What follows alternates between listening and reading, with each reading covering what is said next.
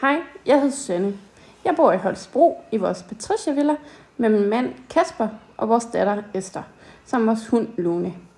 Jeg elsker at være udenfor, og skiferie er min foretrukne ferieform. Jeg elsker at lege med min niece og nevøer, når vi ikke har travlt med at renovere vores hus, som jeg har gjort af flere omgange. At sejle er noget af det bedste, jeg ved, som jeg elsker at bruge tid i vores campingvogn.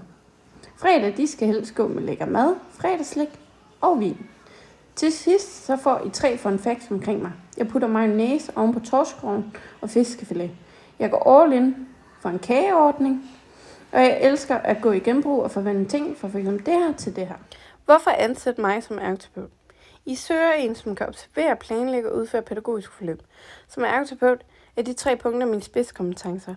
Jeg bruger en aktivitetsanalyse, som jeg har liggende på ryggraden til at gøre de 3 ting. Her vil jeg i støttefunktionen med en enkelt elev eller elever se undervisning eller aktiviteten, hvor de har brug for støtten, men også hvor jeg kan graduere støtten enten op eller ned.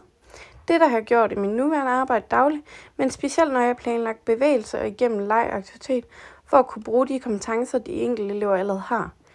Jeg arbejder altid først og fremmest med relationen til eleven.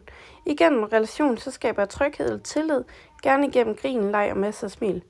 Jeg vægter et godt kollegaskab højt og arbejder tværfagligt. Smil smitter, så I får mit smil med på vejen. Jeg håber ses til en samtale.